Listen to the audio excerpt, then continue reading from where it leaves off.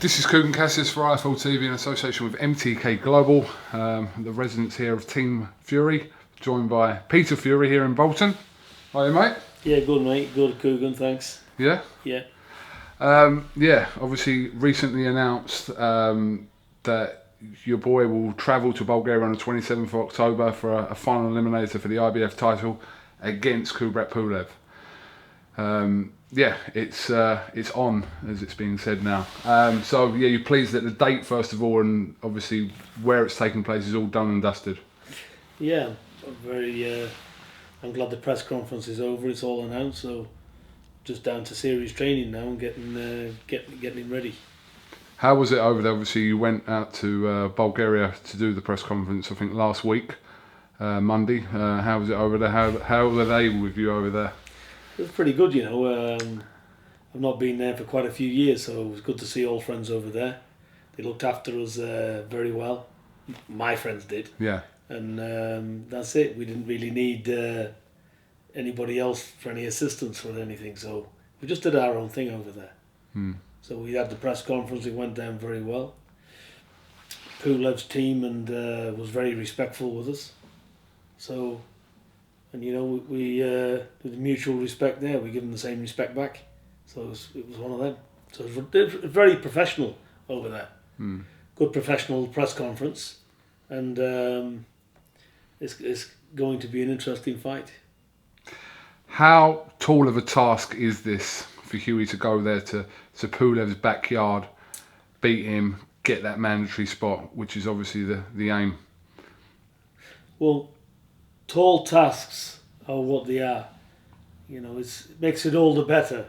As they say, the more difficult it is, the victories are more sweeter. So I think this is a major turning point in Hughie's career. I think it's when people see what he's capable of doing, when he goes out there and does what we think he can do, I think people's going to sit up and realise that, one, he's a serious contender, and he's done a lot of other things that people haven't done. So it's going to be a good turning point in Hughie's career, I think.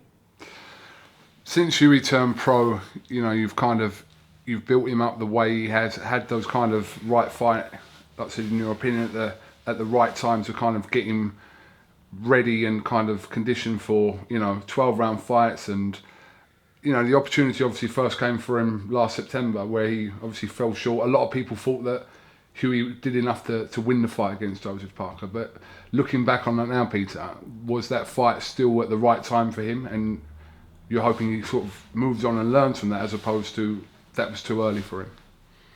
No, it wasn't too early for him. Fortunate enough, we've not misgauged anything.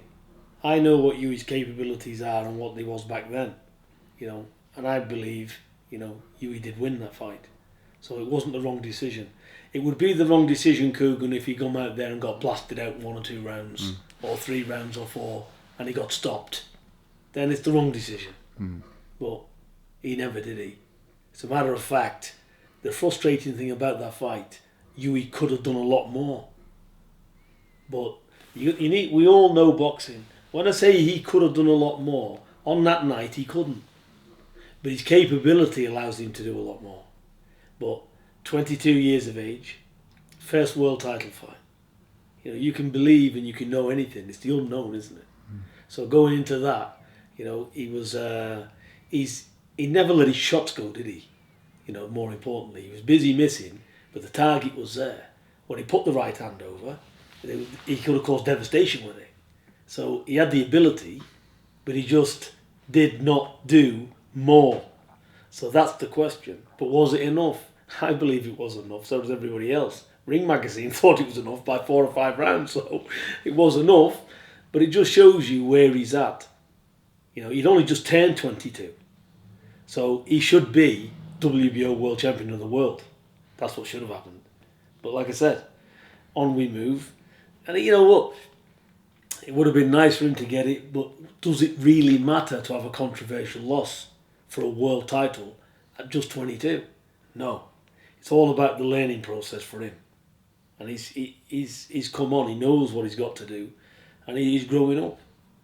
What's changed specifically in the last 12 months? Because the fight was almost a year ago at some point this month. So what's changed in Hughie in the last 12 months? Why is he more equipped now to kind of challenge for a world title as opposed to before, in your opinion? Well, it's experience, isn't it? It's part of the aging process. You can say it's part of anything, can't you? It's going in the gym, relaxing more. Sometimes to be a world level operator, to do less is more. When you're young, you'll over-try stuff, you'll overthink stuff. And we all know with overthinking and over-trying, you do less. Whereas somebody's just relaxed, set back, you know what you've got to do, regardless, you're going to do it better. So it's one of them. It's about growing up. It's experience. And that's what you can't... It comes by keeping on pressing and talking to them day in, day out, year in, year out, whatever month in this case, month in, month out. So he's he's grown up quite a lot. He knows what he's got to do. And it's like with the Sexton fight. Sexton trained very hard for that, Sam Sexton. I knew he'd come out for that fight. But he had a different way about him in his training camp, in the dressing room, waiting to come out. You could just see, a difference in him. Would say, I've been here before. I know exactly what's what. He's how can I say? He's vastly experienced for where he's at. And I think he's 5 years ahead of his game. Because where he's at now, he should be really 26, coming 27. He's not. He's still 23, isn't he? Well, he's nearly 24 in a few days. But like I said, he's 24, 5, 6, 7. He's at least 3 years ahead of his game. Why take the Sexton fight? Because obviously speaking to Hughie today, it's like he's focused on, and it has been even before that, kind of to challenge for another world title. So why the British title at that stage of his career? Well, Mick Hennessy said, look, it's a good TV fight, and that's all we can get at the minute. There's no other fights available. So I looked at it and said, yeah, it's a British title, why not? Let's take a step back. Let's have a go at the British title. And then nobody can say, oh, well, he's bypassed things, he hasn't gone for the proper route, because I've heard all this said in the past. So, but it wasn't really for a case of like saying, oh, we'll take it because this is what people are going to say. I'm not really bothered about that. I think we took it because the world level fights was not there. And look, no matter how it is, he's still got a loss on his record. So, you've got to take what you can get, and you've got to get back up there. And that's what he's done. He had a good fight with Sam, and he came through that, and here where we are now. But he's not taking... I've always said he doesn't need a warm-up fight. He doesn't need to step back. We never took Sexton because he needed more learning or it was the wrong decision or anything else. That's not what it's about. It's a case that was all... It was only Sam Sexton who stepped up to the plate and said, we'll fight you. So that's what happened. Are you one that you don't kind of... Some obviously fighters believe in having a warm-up fight after a period of inactivity, for example, or if they've suffered a defeat, just to kind of get them back in. But you're not a believer of that, Peter. If the fights are there and they can be made and it's the right fight for example, Hughie, then... Yeah, I think inactivity does play a part. It's not good for fighters to be stale and just kept in the gym. There's nothing like fighting, is there? So you're right in that respect. I'd say, yeah, the fighters need to be kept busy.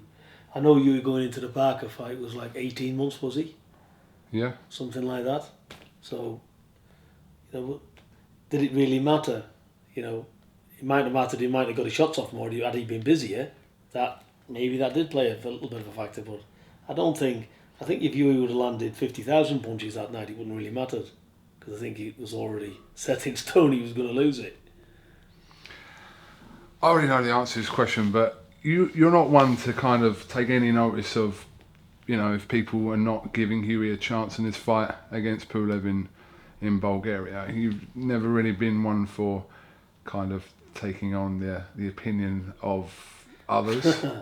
So, yeah, but I mean, look, we spoke about this earlier on. There seems to be kind of a little bit of a split opinion about, and the fact that Hughie has to travel to Bulgaria seems to kind of not write him off, but not give him a stronger chance enough. I think these are the type of fights that, that interest me for one. I know they interest Hughie. And these are the type of fights that we want to be involved in, where people think it's a tall order, where people think, they're going to come off second best here. These are the type of fights that definitely get me motivated, because these are the type of fights where if you are world level and you are a world class operator, these are the type of fights you need to be taking. So I think it's, I'm very happy. I'm very happy with the way the pundits are. I'm very happy that, I'd rather it be 90% thinks he's going to come unstuck and only 10% think he's going to win, because then the win's all the better. So really, do I bother about what people's got to say? No. They've been wrong before. Quite a few times in my experience, actually.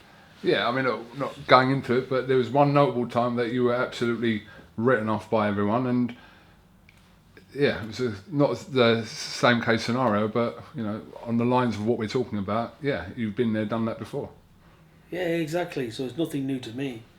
I'll be honest with you, Coogan, yeah?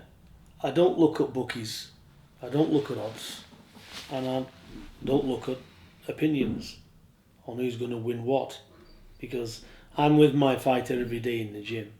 I know what he's doing, and I know what we've got to do. Pulev's a difficult customer. It's not a walk in the park, this fight. It'd be a fool to sit here and say it is. It's a difficult fight, this, because he's a difficult customer, for one. He's awkward. So he's awkward, and it's going to take... let's put it this way. If you're not the real deal, you won't beat Pulev. So you've got to be where we believe he is. So once he, we never can say what's going to happen. But should he come through that fight, then he belongs where he is. I think everybody's going to sit up and wake up very fast that he's arrived on the block. Dylan White and Eddie Hearn obviously chose not to go out to Bulgaria to fight Pulev when obviously they lost the purse bid. Dylan White obviously went on to fight Joseph Parker. I mean, what was your thoughts around that time about, obviously this has worked out well for you and Hughie, because Hughie was kind of next in line then to take that chance of getting the mandatory spot. But yeah, they'll have their own reasons why they didn't go out to Bulgaria for that fight. Yeah, they've got their own reasons, and whatever's best for them, they've done. So it's not for me to comment the reasons why or not. It's whatever they, on a business level, it's whatever they see best. If they can bypass Bulgaria, and take another route and get the same where they are now, it's good for them. They made the right decision on a business point of view. So, but this is a situation where, this is a fight for you. He puts him in the mandatory spot. What else is available?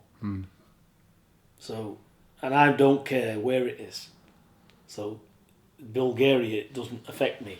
So, that's why I've got no interest in not taking it. A ring's a ring.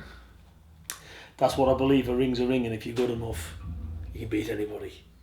That's it. We can all look for excuses if you're not good enough. But if you're good enough, you can go anywhere. Because I said in the press conference, if it's a neck and neck, Pulev can have it. Listen, we've got a young fella here downstairs at 24, Pulev's 37. Yeah? So, that's it. Happy to get it on. No problem, Coogan, at all.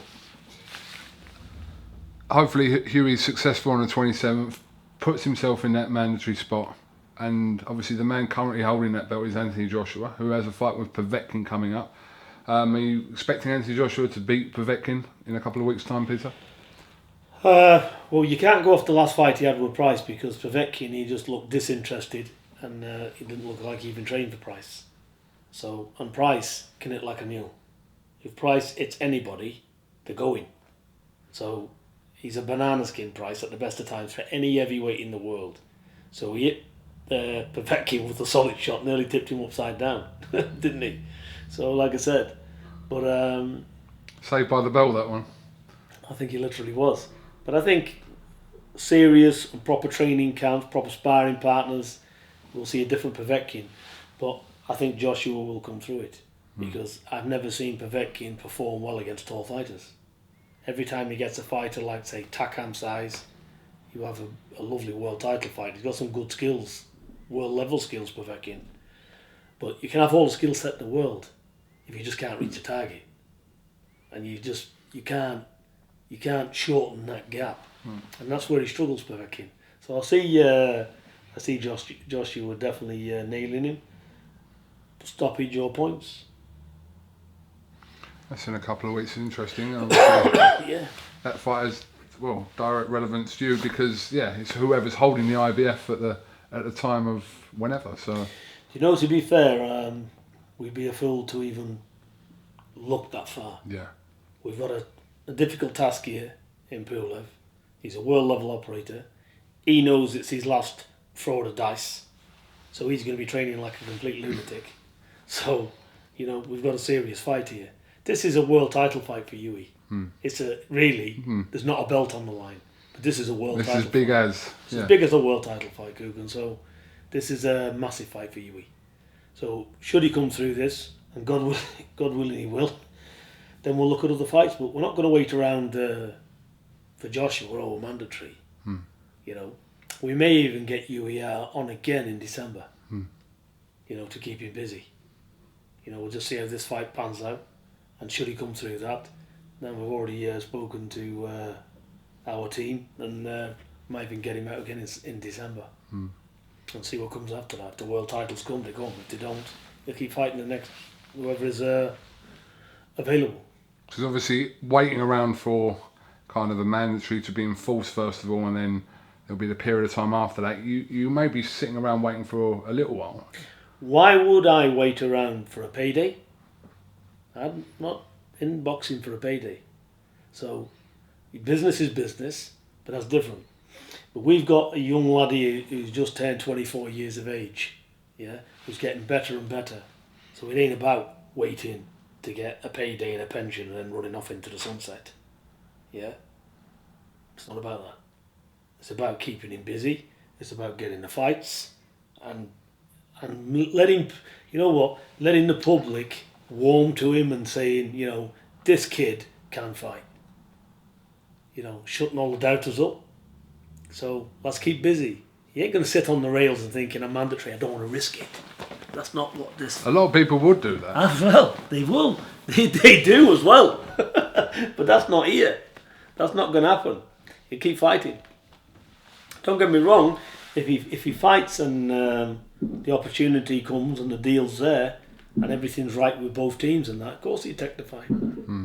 But I don't know at all if that's the case, whether they got other plans. I don't know what they're doing. So I've not looked into it. I'm looking at PULEV. I ain't looking at anything else. But that's the answer to your question. It doesn't matter whether he's there or not. He'll keep boxing. I know when you're kind of deep into camp, you kind of shut yourself off from the boxing world, and you kind of Is that fair in saying? More or less, yeah. I've got no TV. I've got a TV up in the hotel, but there's no Sky on it. So it's 5-6 channels on it. There's actually 15 channels on it, but they're all the same. It goes back to one. The good old days where it was channel 1, 2, 3 and 4. Yeah, exactly. And that was it. So why? What have I missed? No, it's just like the boxing in general. I know that when you're in camp sometimes, but regardless of whether you've got a TV or not, you're fixated in your own little world, and everything kind of goes on. It's like I might say to you, did you watch this fight or that fight? And you may have not. So I was going to ask you if you saw Amir Khan from the weekend. And I heard about it. I seen. I went on the social media and I seen where he took a right hand. He just seemed to the fella fainted him and he just walked in and hit him with a straight right hand. He just stood in the pocket too long, didn't he? But I didn't see anything else of it. But look, with Amir Khan, you've got to stop him to win. He's got the fastest hands in boxing. He's a beautiful boxer, isn't he? So if you can't lay him out cold, you've lost. So it's one of them.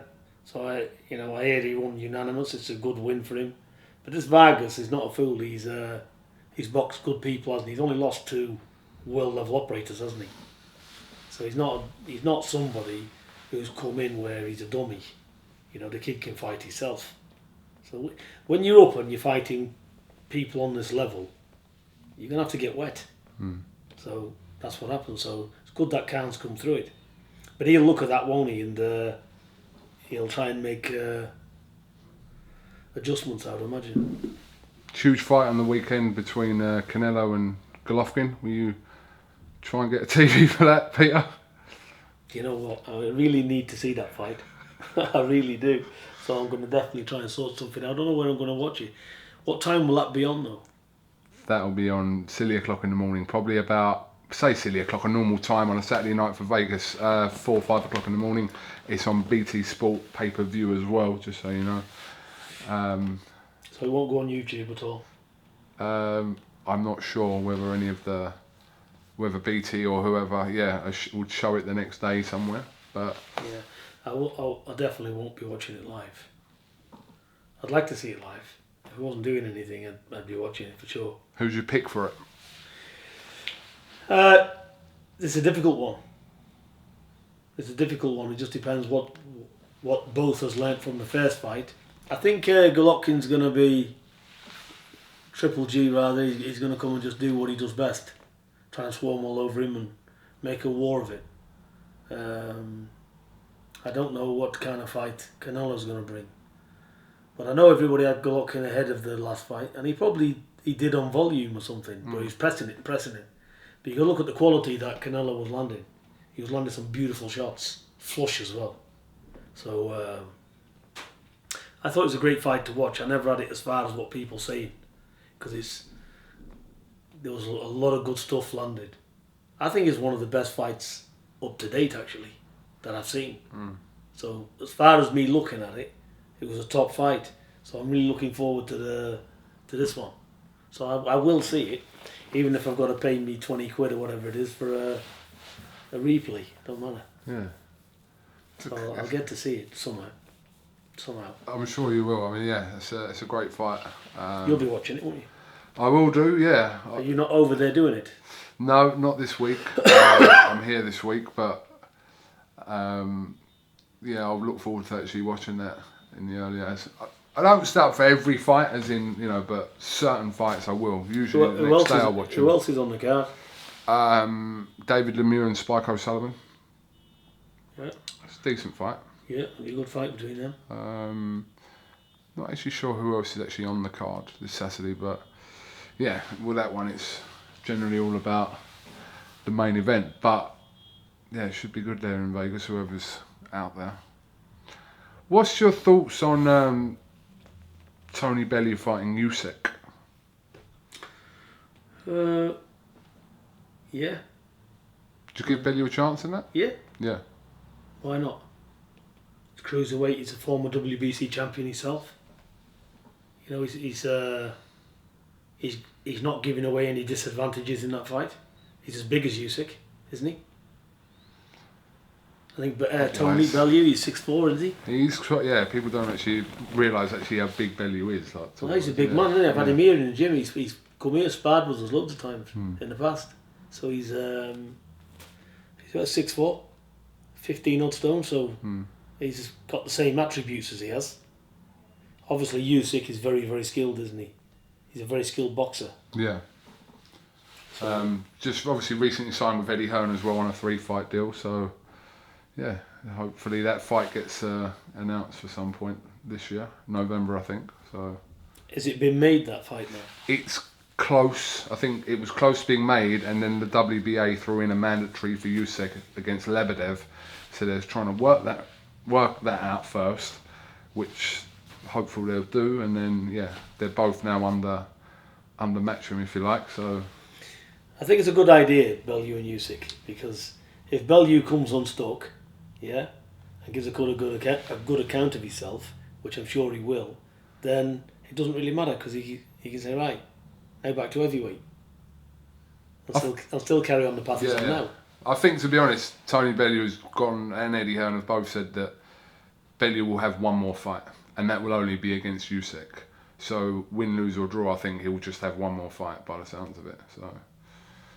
Well, that's right, because look, if he's made his money and done what he needed to do in the boxing, then if you're not really in love with the sport, why continue? It's true. So if he doesn't need to do it, he doesn't need to do it. No. But I wish him all the best, Tony Bellew, with it. It's a good fight. It shows that he's got the heart to take these top fights, and he's not just talking about it, he's getting on and doing it. No, absolutely. So he needs maximum credit for doing it. Definitely. So I remember when I first walked in here today, I said to you, how's life? What was your answer? You gave me a really detailed answer. Detailed but not so detailed answer. What? I forgot even what I said to you, Coogan. They're the best ones. They're the best ones, yeah. But yeah, everything good? Everything's so-so. You know, look, at 50 years of age, I've seen quite a lot. So what? There's nothing going to be new, is there? There's nothing going to make me jump off this seat and go, you know what, I am so happy today. So that's what it is, isn't it? Really? Is that what it is like? Of course, that's exactly what it's like. I got stresses every day like everybody else. So it can be anything. Anything, we're all the same, aren't we? But it's interesting to listen to you that nothing kind of would make you go, oh, I'm happy about this or I'm happy about that. It's just, is it all levelled out kind of thing?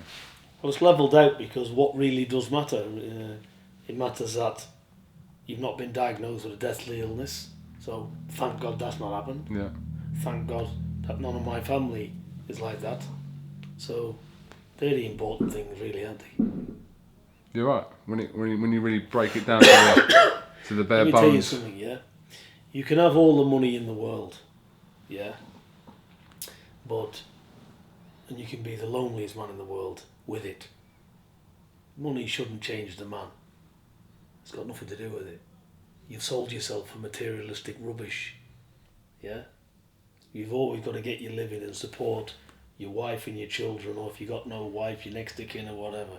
Everybody's got to go out and get money, get as much money as he can. But it's not the meaning of anything, is it? Really? No, and money doesn't make you happy. I think that's Well, you're caught in a rat race, aren't you? You know, somebody was on about the other day with little kids and that. You know, they don't go out and play anymore. They're stuck with an iPad. You know, in the bedroom. That's the way it is. When you look at it, that's the way the world's going. So if somebody said to me, "Would you want to live your life again and go back?" I say no. You know, because years ago it was better for me than what it is today. You know, so it's just... The kids today won't ever know that, and you know, I know there's a difference of age, no disrespect between me and you, but when I was growing up, if you wanted to do something, you went out, or you know what I mean? Of course, yeah. You went out. Now you don't have to leave the house. It's like everything's to your fingertips, and it's just what it is. But then again, I remember my dad saying to me when I was a little boy, "Son, when I was younger, it was a lot better then." So I'm saying the same thing now because I'm 50. So probably my kids will say the same thing when it's like that. So yeah. Maybe just evolution, just the way it is. But no, I think as long as your family's okay and you're living, and that's it. Right? What else is there really? Providing we're not on the street and pushing a trolley and we can't feed ourselves, that's another matter. But if it's not like that and you're living, then that's it. Do we worry about the wrong things in life? Probably do, yeah. Like you said, you're saying things there that when you kind of break it down to the bone, what's actually important? Your health, that you've got a roof over your head, you've got food on the table. That's really what's important in life. But I think everyone does it. Everyone kind of maybe worries about stuff that you may necessarily not to worry about. Is anything really needed? You know, look, I had a birthday the other day and somebody brought me a £4,000 suit. Yeah? A very close friend of mine actually. Had a suit made for me, tailor-made, beautiful suit. But do I wear it? You know? Tracksuit, whatever. You don't need to impress anybody. You don't go and need a nice car to go and speak to people. Not interested. It don't mean anything, does it? It's nice to be respectable, and if you want to go somewhere, probably put some nice clothes on or whatever, but I don't think anything really I think the older you get, I think you realise that cars, materialistic things, are just on the back of the queue, aren't they? They are for me anyway. Absolutely. Because I've grown up. I was with a fella the other day, and he was like 52 years of age. And this is how he was talking to me. You know, he's 52, this fella. He's 2 years older than me. And this is how he's talking to me. And he says, buy you a beer. So he bought me a Guinness, yeah? So I'm talking to him. And this is what he said. He says, oh, I've been on a bender. I went out last night, you know. Had a right good do. Got myself a few women. And, you know, and I had myself something off the table. So I said, what? What did you say there? I had myself a few lines off the table. So I said, let me get this right. You're 52. Where's your wife? He said, she's at home. I said, oh, where are you then? No, we've left. We've been partying 3 or 4 weeks. I said, I can see why. I said, because you're a fucking idiot. I said, you're telling me you're 52 years of age. You're lining up some gear off that table. I said, and you're talking about women up and down. I says, me and you's nothing alike, mate. Nothing. I said, so you're everything that I don't like in a person. So that was it. I can really picture you actually saying exactly how you just said it. Oh, I did. I said, you're everything I don't like in a person. I said, because I don't like that. I said, you're 52. You're doing all that. I said, you ain't in your 20s, are you? I said, you fucking old man. I said, why are you carrying on like that? You know, bad enough for the women's one thing, yeah? Everybody does what they do, that's up to them. You know, but doing all that and that 52-year-old. That's the way society's gone. That's the way society's gone. Everybody needs a line to get off on it. You know, so that's what I see with a lot of people as well, which I don't like. How would you describe you between the ages of 20 and 30? Between 20 and 30, nutcase. Nutcase? Probably, yeah. Did you have direction? I had everything when I was a young man and didn't value it. You know, I had a beautiful wife, which I still got today, which I'm very fortunate for that. I had 5 kids, yeah. But obviously, you're looking for something else. So you don't realise what... There's a very true saying, and my dad told me that again. You won't realise what you've got, son, until it's gone. So he was right. But very lucky for me, yeah, when people look up and say, you know, oh, you know, look what's happened to him, he got 10 years, and this and that, you know. It was very lucky I did get 10 years. Because it could have been life, or it could have been death. There was only 3 things going to happen. It was either going to be a long sentence, which I got. It was either going to be a life sentence, because somebody had probably got ironed out, yeah, or it would have been death for me, death for myself. So it's one of them. So yeah, I was lucky enough to get the jail, get back out to me family, and watch me kids grow up, you know, and turn things around. But it's not too late for anybody to turn the job around. But not at 52, is it? If you haven't grown up by then, that's a bad job for you, isn't it? Yeah. You know. But everyone to his own, as they say. Who am I to say anything? It's just my opinion. No, of course, but I'm sure a lot of people will share your sentiment with that, yeah, at the age of... But basically, I'm not interested in company. I'm not interested in anything. I'm nice. I like to speak to nice people. And I've got a select round of friends around me I've had for 30 years. And that's it. We all do what we do. But ultimately, for me, I like to go home to my missus. I've got my youngest daughter there. And my pleasure is in them. I like to go home to my wife, my child, because these people have been loyal to me, you see. My wife's always been there through the sentence and everything else. So that's what matters. So the most people that's the most loyalist to me is what I put my life into. So I will always go there. That's my safety net. So the missus is the strength of the family, because that's the only bit of enjoyment I get. I go home to my wife and my kids. That's it.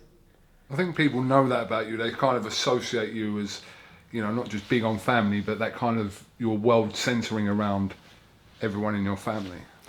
It is. You know what? I thank God for the friends I've got, I'm not two-faced. The friends are me friends. If I like you and I say you're my friend, that's it. And I'll stand up for you. I won't talk behind your back. You know, that's the way I am. You know, so that's the way it is. It's just black and white. Just try and be as best you can. And, you know, just try and better yourself every day. That's all you can do, isn't it? Are you still trying to better yourself today? Always, you know. I swear, and I don't like swearing. I try and stop it. But I can't help it. Because when one of the kids revved me up, you know, there's about 50,000 swear words in 10 minutes. So that goes on. But plenty of things goes on that you don't like. I do things all the time which I don't like, but it's just what it is. Like I said, we're not perfect. That's why I'm white-headed, because you get stress levels. You know, so... You seem like you come across as one of these people that doesn't regret anything that happens or that you do in life. You don't believe that I regretted doing that or I regretted doing this. You seem like one of them people, are you? Yeah, don't blame anybody, you know. When you hear people say, you know, oh, I got jail, I can't stand the police, I can't stand the prison officers, I can't stand this, I can't stand that. Don't be the self-denial, you know. As far as the police is concerned, they do a good job. If they wasn't running the streets doing what they're doing, there'd be chaos, wouldn't they? Yeah? So, you get caught, you do your time and move on. But in my case, it was a good thing, because... unless you experience things, sometimes, you know, I've got kids myself, and they're not young kids, they're in their 20s, and sometimes you won't be told. So you got to learn, haven't you? Sometimes an explanation is not good enough for you. You've got to go and sample it. But everybody's got to look in the mirror in life. You've got to face your own, whatever you do, you've got to do it yourself. Everything is for a reason. Can you look at somebody and say, he's this, he's that, he's done this, he's done that? Not really. It's what's meant to be. God's got a path for them for whatever they're doing. And if ever whatever they do wrong in their life, they'll have to answer to it in their own silence. Maybe they never will, but in the mind, in the consciousness, they will. Nobody gets away with anything in life. I found out that. Everything comes back. The world is round. Everything's round. The clock, 12 comes 12 o'clock every night. That's life. Everything comes back. You pay for everything. Nothing's for free. Is it? No, it's true. And that old cliche of what goes around comes around, there's not many sayings truer than that as well. Yeah, of course it does. Absolutely. Well, that turned very deep. Well, I'll answer your questions the best way I can answer them, Cougar. No, it's. I think people kind of enjoy your, just your outlook, but just the way kind of you viewed things in life. They see you as a person that has probably been there, seen it, done it. Well, like I said, what is it to jump up and down about? If you're healthy and everybody's okay, that is the main thing. The rest of it, are you gonna hate people over money? Are you gonna do this over money? It's only paper at the end of the day. Don't really matter, does it? You know what? We're all going in one place anyway. And you can't take it with you. No, you can't. We're all heading one direction. There's not a lot we can do about that, is there? You know, look, you don't know what tomorrow brings. No. Nobody does they? No. I've got friends of mine, and they was talking to me, and they was okay, and this week they're not. Last week they was. Last week they wasn't even attending a hospital, yeah? This week they are, and they got serious issues. So your life, especially at my time of life, now at 50-year-old, it can change like that. And you think about these type of things as well, as you're getting older as well. These are the type of things that run past your mind. And this is what makes you value your family even more. So, time is precious when the sand is running out the bottom. So, that's exactly how I see it. Well, listen, I don't know a lot, but I do know that your boy wins on 27th of October. You will be happy jumping up and down. Yeah, I'll be happy for him because he's my son. He works hard. He hasn't got a bad thing to say about anybody. He's got good intentions, and he's never done a bad thing to anybody. And he's certainly not done any bad things to me, his mother. You know, he's been a good son, and he works hard, and he sweats blood and tears to get where he's got. So I'm not one to sit here and blow smoke up anybody's ass. Anything can happen in boxing. I ain't saying to you, he's going to go over there and a complete obliterate Pulev. Because I don't talk nonsense, and I don't like to hear nonsense. And anybody that says they're going to do this and do that, it is nonsense for the camera. You know, I'm not interested in any of that. Pulev, he's got a family. I don't want him to get hurt. I don't want my son to get hurt. It's a sport at the end of the day. And if he's good enough, he'll get the job done. And if he's not good enough, he won't get the job done, will he? You know, it's what it is. But there's not going to be any stone unturned. There's going to be no excuses.